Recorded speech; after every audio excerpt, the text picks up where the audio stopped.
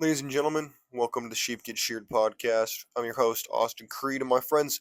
Today, I want to get back into we'll talk a little bit about relationships today. I really want to focus on my milestone of 6 months with my girlfriend, and not so much to have pats on the backs or people telling me I'm stupid for being in a relationship. I bring it up because I want to tell guys who maybe they are interested in a relationship, maybe not the traditional relationship, or maybe they're just interested in relationships in general. How to survive 6 months. No, I know that might sound ominous, right? How to survive 6 months. Oh, it's crazy and it sounds toxic. No, it's not. It's not what you expected. Frankly, it's not what I expected, and that's why I want to talk about it. Because it's one thing to talk about a relationship and you've never had one. It's another to talk about it when you're so deep in a relationship that you don't even know left from right, up from down, or anything else. It's really hard to have an opinion that makes sense. For example, there are guys who can let their emotions get a little too close to home. They can be a little too emotional, and it's easy to let that just go completely distort your worldview to the point where you don't even know what you're talking about anymore. And so let's get down to a couple things that I've noticed being 6 months with my girlfriend. Number one is you have to make compromises because that's just human nature. If you want to have a relationship, you have to make some kind of compromise. I don't care if it's a lot or a little. You're making compromises. It's unavoidable. But don't listen to these dating coaches who are like, "No, man, just whole frame. Just whole frame and then it'll all work out." Dude, you know how hard it is to hold frame when you've been out working all day and you come home and you're like having a conversation and she's trying to tell you something and you're just like, bruh, I don't give a fuck anymore. Can we I don't care. I don't care anymore. Do what you want. Yeah, yeah. You're gonna be there, man. And not because she's bad or evil, but because women are just different than us. Women are different than us. If you haven't figured that out by now, you'll figure it out pretty quick. You'll figure it out really quick. Second thing that I've learned, I'll try to keep this to a list of 10 things. First thing was you got to make compromises. Second thing I've learned, you're not gonna be getting sex as much as you expected. Now, for a lot of dudes, this won't be a surprise. To some dudes, it is because that's the interesting thing. You think that the incels are the guys who don't have girlfriends. To some extent, that's probably true. The other extent is guys who are in relationships, especially after like the honeymoon stage is over. I would say 3 months is usually when the honeymoon phase is officially over, and that's if you got the extended package. Over time, it's gonna go away, and life's gonna happen. It's not so much that your girlfriend's always turning you down or that she's unattracted to you. That might be a role. That might come into play. I'm not telling you it's not gonna happen. It could, but it's also good as life happens, dude. First of all, you let's assume that you even live with her. That's number one. If you live with her, different, maybe it might be different. But most people don't live with their girlfriends. Most dudes, they see their girlfriend maybe 3, 4 times a week, maybe at best. And so for you, it's not. It's you're gonna know this a little better than me. Me, I live with my girlfriend. Yes, I know. I'm committing the cardinal sin. I'm committing the cardinal sin. No cohabitation. No, I get that. I get it. The reason I did this in the first place is because I wanted to see if I was right. I wanted to see maybe I was wrong. I'm always willing to admit that I could be wrong. Most dudes aren't. Most dudes think they're right about everything. Now, while I reserve the right to tell you I am right about, pretty much everything, I do not for a second pretend like I don't challenge my belief systems. That I don't say, hey, wait a minute, maybe I could be wrong about what I'm talking about. Maybe I'm off base, and that's why, not the whole reason in my relationship, but really hadn't given a long-term relationship a chance before. Reason being, number one, ever since I turned 18, I've been going from military to college to now this job I'm working now. Like I went to Kansas and then Idaho, and I've been into a lot of different places since I graduated high school. I didn't go to high school, go to college, get this 9 to 5 office job, live in the same place, see the same people. No, that has not been my life at all. As a result of that, I don't have the typical lifestyle, and as a result, I don't expect somebody to just do that with me. Now, Reagan, who's my girlfriend now, has been for, we're celebrating our 7 months, not 6, 7 tomorrow. And I've learned a lot of things throughout these last 7 months. I've known her for longer than that, but we've been together for almost 7 months. I've learned quite a bit. Number one, I already told you, is compromise. Number two is that sex, you're not always going to have it all the time. Okay? And number three, let's go to number three. Number three, women like to collect stuff. Women like to get all kinds of random stuff. They like to buy things. They like to store stuff. A lot of guys who are married will tell you this. And that's why they have a garage full of crap. They gotta like go through spring cleaning and be like, "What? I haven't seen this in 10 years." That's how this happens. Why do you think so many different companies aim their products towards women? Answer: because women buy so much stuff, dude. That's why they buy so much stuff. So if you're a dude, you can't be broke. Don't broke date. Broke dating is dumb. Stupid. I don't understand these guys who come out here and act like a dating coach. Oh yeah, man, like don't give a woman nothing. Don't pay for nothing. Don't do nothing. Don't do this. Don't do that. Keep her in check. Man, you goofy. That's not how this works. It might work if you're just trying to bang bar chicks and skanks. It's not going to work if you're actually trying to have a relationship, whether it's a friends with benefits, non-traditional relationship, or even a traditional relationship. It's not going to work. It doesn't work. I don't care what he says. I care about how much hogwash is he putting in with the 5% of truth he's giving you. That's a fact. Okay? That was number three. Number four, you need to have something that's more important than your relationship. Your relationship cannot be your life. See, a lot of guys, they do that, especially younger guys. Younger guys, I'm sorry, but I got to put you guys on blast. Younger dudes, you tend to make your life your relationship. I've seen a lot of guys do this. I'm 25 now. I was 20 once. I was 15 once. Guys, you can't make your relationship your life. Doesn't work. Why? Well, I'm glad you asked, bro. It doesn't work because then your entire existence becomes around the woman. Women have tons of options. Even if they don't want to tell you they don't have tons of options, they do. Reason being, they have a vagina. They have beauty. Men want it. Men from attractive, wealthy guys to broke, ugly dudes. They all want the same thing. They want attention and validation and sexual energy from hot chicks. This is a fact. So guess what? You can't make your reality all about them. I don't care what they tell you. Can they be important and should they? Yes. But you gotta have something you care more about than your relationship. Because you gotta have a North Star in your life. You could have a first mate. You could have a co-captain if you really want to, but they can't be your North Star. They can't be your reason for sailing your ship. They can't be the reason that you do things in your life because guess what? They're going to get bored of that. That's a lot of responsibility to put on another person. Let's put that into the perspective for a second. You're telling me that as a man, you're going to make your entire life about chicks? I mean, who was it? Was it Tolstoy? I'm trying to remember who it was. The guy who said that everything is about sex except for sex. I forget who said that. Anybody in the comment section, if you know who I'm talking about, who said that, please let me know. I remember the saying. I forget who said it. But that's number four. Number five that I've learned in 6 months being with my girlfriend, almost 7 months now. You have to be able to communicate. Now, I know women say this all the time. They say communicate, communicate. What does that mean? Well, I'm glad you asked. When they say communication, what they really mean is you need to know what you're doing and you need to know how to tell them to get on board. That's what communication is. Now, I want to refer back to one of my previous statements, which is you have to be able to make compromises, yes. But you never compromise from a place of weakness. Communication, from a woman's standpoint, means I want to know what my man wants to do and I got to know why he's doing it and how I can get on board. That's what they want you to do. They may not even realize it themselves, but that's what they want.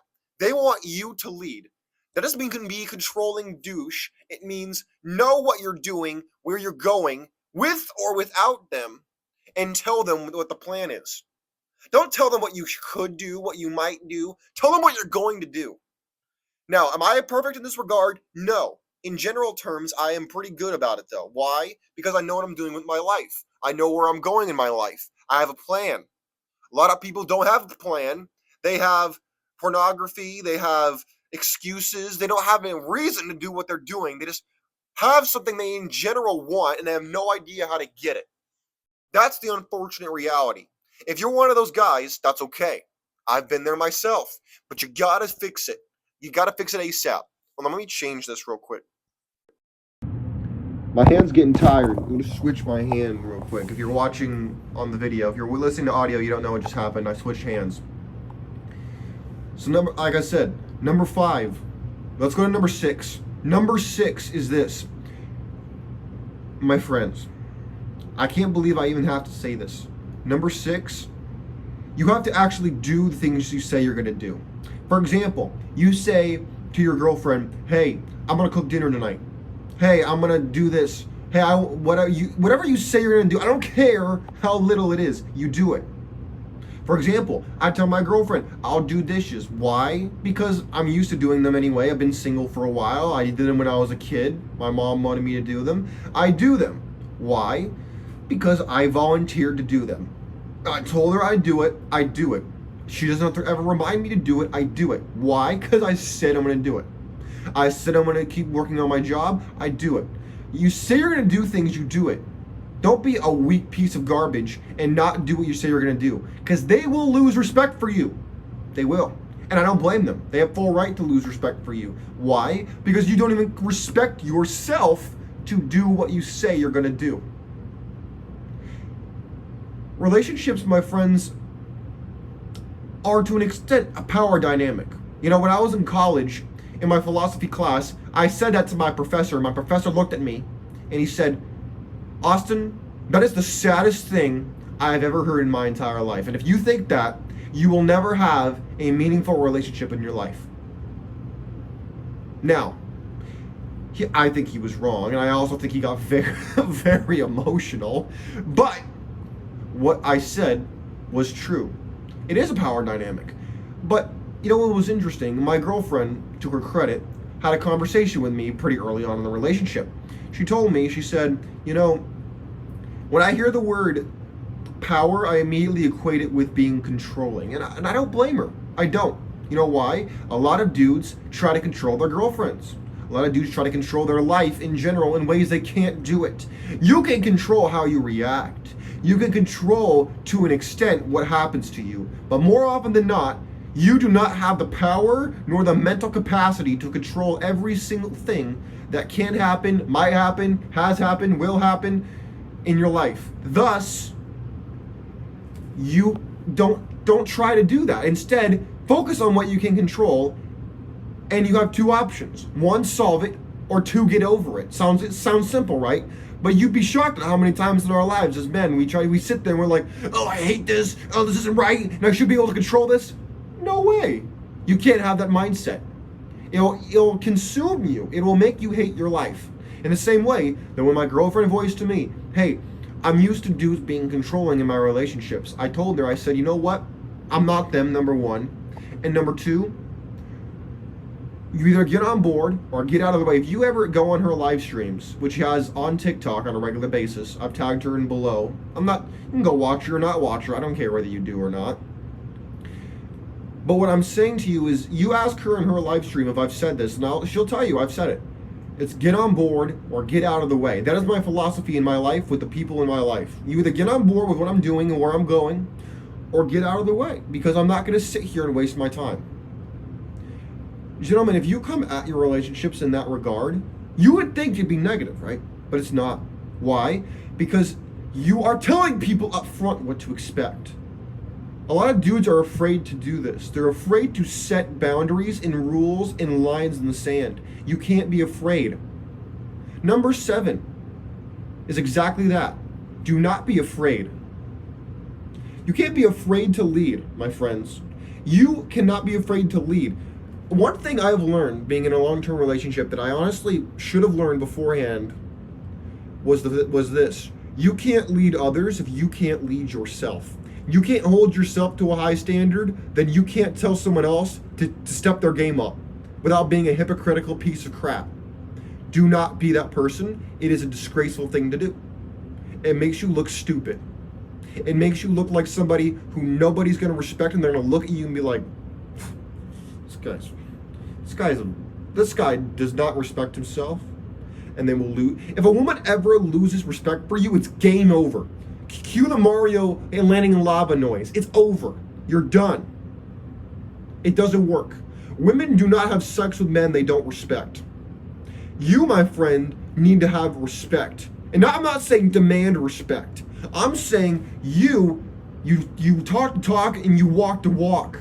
Sometimes walking the walk before you even need to talk the talk. Straight facts. And if you can't do that, well, guess what? You just lost. You lost the game, my friend. You lost the game. My microphone just died. I thought I charged that thing all dang day. It goes to tell you how sometimes things just disappoint you, which is a whole nother thing. Number 8, you're going to be disappointed. You're going to be disappointed, and you got to find out how you, not me, you, how you're going to deal with disappointment. Because how you deal with disappointment will tell you everything you need to know about your crisis management skills. I don't care if it's disappointment in your job. I don't care if it's disappointment with your friends, family, pets, whatever.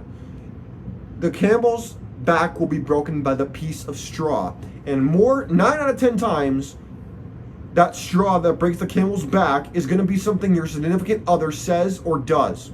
At which point, you have to make a choice. Are you going to sit there and blame them? Or are you going to sit there and say, wait a minute, hold up. This is not entirely their fault. However, I'm unhappy and I got to get out of the situation. I'm not going to say something I regret. I'm not going to do something, God forbid, I'm going to regret. I'm going to walk away.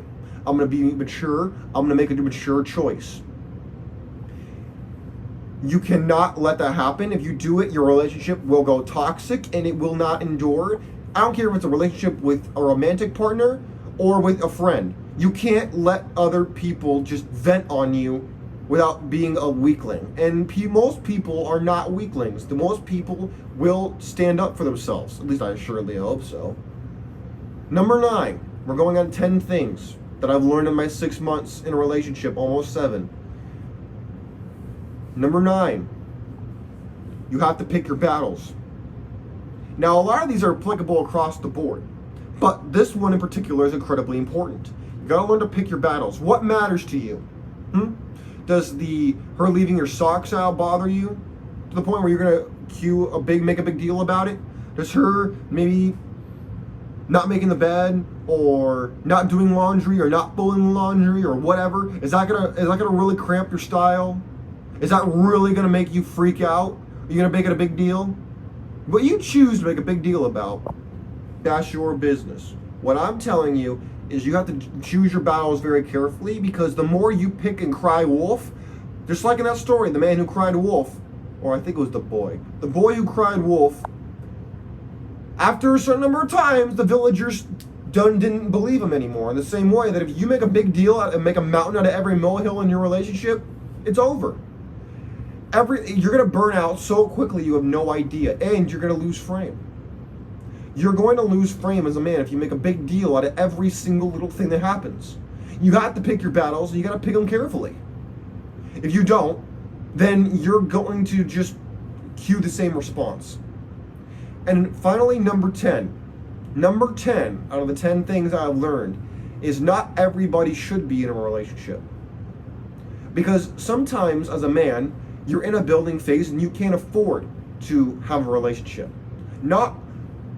We don't live in a world, especially in the West, in America, we don't live in a time where a lot of women have the desire to build anything with you as a man. In fact, if anything, they're looked down on by other women for doing so.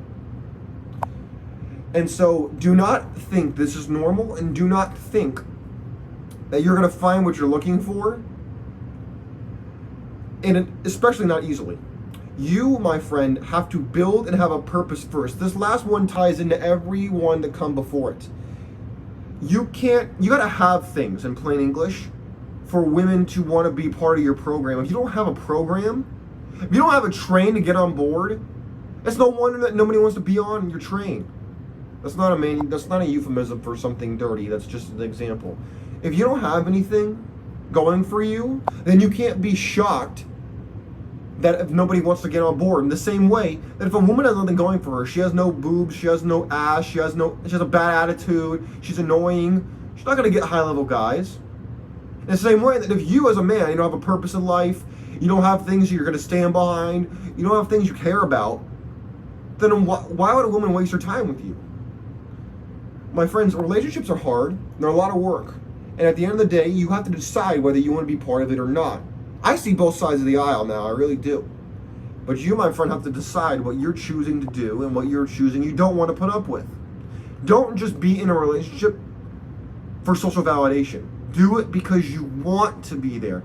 Do it because you think it's best for you. Not because you want people to think differently of you or because you think you want their attention or validation. Forget all that BS. Do it because you want to and because you think it's going to be good for your brand, your life. That's why you do it. My friends, you let me know if you've been in a relationship, whether you've been in a marriage, dating relationship, whatever. Let me know how you've survived as long as you did, or if you're still in it, how do you survive it to this day? And you let me know. I think a lot of us can learn a lot from each other and exchange those notes and see if we're all on the same page. My friends, take care of yourselves. And I look forward to hearing about you on this topic. Take care. I'm out. Peace.